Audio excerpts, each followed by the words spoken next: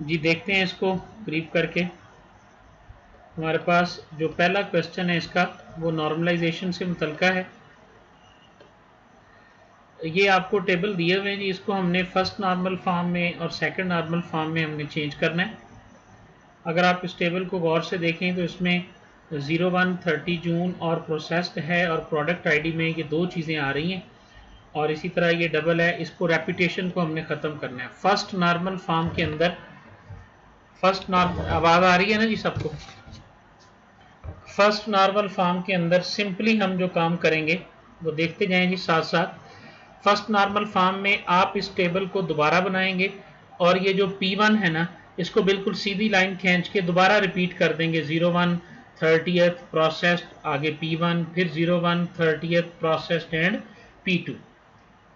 समझ आ रही है? ये आपकी फर्स्ट नॉर्मल फॉर्म होगी। तो कि हम रिपीटिंग जो ग्रुप्स हैं उनको इसमें से रिमूव कर देंगे जी।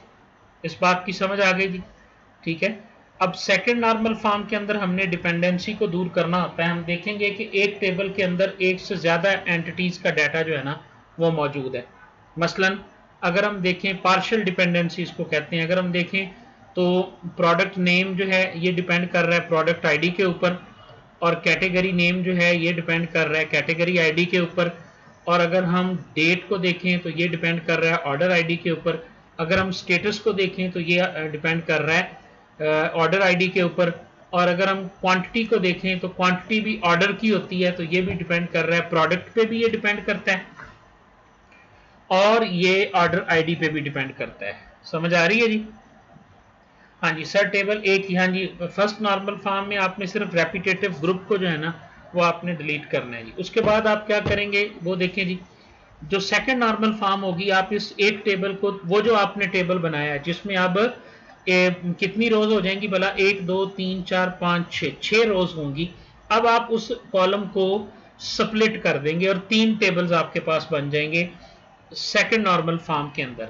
और उसके अंदर आपके पास ऑर्डर आईडी, डेट और स्टेटस ये एक टेबल होगा, प्रोडक्ट आईडी, प्रोडक्ट नेम और क्वांटिटी ये दूसरा टेबल होगा, और कैटेगरी आईडी और कैटेगरी नेम जो है ये आपका तीसरा टेबल होगा। This is your second normal form. ठीक हो गया जी? थर्ड नॉर्मल फॉर्म के अंदर हम क्या करेंगे कि थर्ड नॉर्मल फॉर्म में अब अगर हम देखें तो इन तीनों टेबल्स का आपस में कोई रिलेशनशिप नहीं बनेगा। ठीक है, तो इनका डाटा हम इकट्ठा कैसे ज्वाइंट करेंगे? जिस तरह एक ऑर्डर आईडी है और प्रोडक्ट आईडी है, तीनों सेपरेट हो चुके हुए हैं, तो थर्ड नॉर्मल फॉर्म में हम वही 3 टेबल दोबारा बनाएंगे और उसके अंदर हम एक चौथा टेबल बनाएंगे।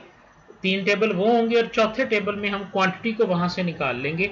हम एक जंक्शन टेबल बनाएंगे जो फॉरेन कीज पर मुश्तमिल होगा, और उसमें क्या क्या होगा जी? ऑर्डर की आईडी होगी, प्रोडक्ट की आईडी होगा, कैटेगरी की आईडी होगी, और उसके साथ क्वांटिटी होगी जी। समझ आ गई जी? ये 3 टेबल सेकंड नॉर्मल फॉर्म वाले और चौथा टेबल जो है वो हमारे पास कैटेगरी, ये जो मैंने बताया इस तरह करके आप इन चारों को बना देंगे तो ये आपकी थर्ड नॉर्मल फॉर्म आ जाएगी जी। यहाँ तक बात की समझ आ गई जी? ठीक है जी। उसके बाद ये क्रिएटिविटी का क्वेश्चन है। इसको आपको पता है कि कोई बंदा भी गाइड नहीं कर सकता जब तक पूरे टॉपिक को पढ़ेगा नहीं। वो किस तरह से आपको ब्रीफ हिस्ट्री या summary of the paper 250 words आप यकीन करें ये 12 से 14 लाइनों के अंदर आ जाते हैं। सिंपल समरी लिखनी है तो गौर से सुन लें। समरी के अंदर आपका एब्स्ट्रैक्ट और कंक्लूजन ये मेजर होगा। जो आपका एब्स्ट्रैक्ट होता है ना जी, सुन लें, उसको कहते ही समरी है। एब्स्ट्रैक्ट हमेशा बाद में हम लिखते हैं, जब हम पूरा पेपर लिख लेते हैं ना, बाद में हम एब्स्ट्रैक्ट लिखते हैं कि हमने इसमें क्या किया। आप जितना इसका एब्स्ट्रैक्ट है उसको और कंक्लूजन को आप लिख दें। एब्स्ट्रैक्ट को थोड़ा सा प्रेसी करके लिख दें, वर्डिंग चेंज होनी चाहिए, अपने अल्फाज में लिखें।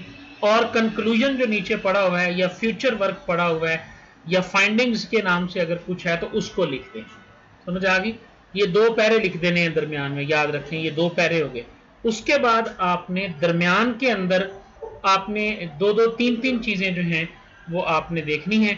मतलब रिलेटेड वर्क का भी कुछ लिख दें और दूसरा भी कुछ लिख दें। 3 या 4 लाइनें दरमियान में ऐड करें। ठीक है, उसके बाद इस सारे को आप मिला दें तो ये आपकी समरी जो है ना वो आ जाएगी। और उसके बाद आप इस पूरे पेपर को ध्यान से पढ़ें और जहां से आपको इसकी स्ट्रेंथ और वीकनेस जो जो मिलती हैं, ये आपको एनालिसिस के अंदर आमतौर पे मिलता होता है, एनालिसिस फेज के अंदर, वहां से जो है वो आप इसको, ठीक है जी, बड़ी आसानी के साथ जो है वो एनालिसिस को भी लिख सकते हैं। क्लियर है जी ये बात सारी? यहां तक बात की समझ आ गई? तो ये था हमारा आज का सेशन जी, जिसके अंदर हमने 4 के करीब लेक्चर्स को डिस्कस कर लिया और ये हमारी असाइनमेंट है जी। आई होप कि आपको समझ आ गई होगी जी। थैंक यू वेरी मच जी। एंड अगर सर अली मौजूद हैं तो over to sir Ali ji. Thank you very much. वो सर आपको बता देंगे जी, शेड्यूल जारी हो जाएगा उसके मुताबिक इंशाल्लाह लेक्चर होगा जी। Thank you very much.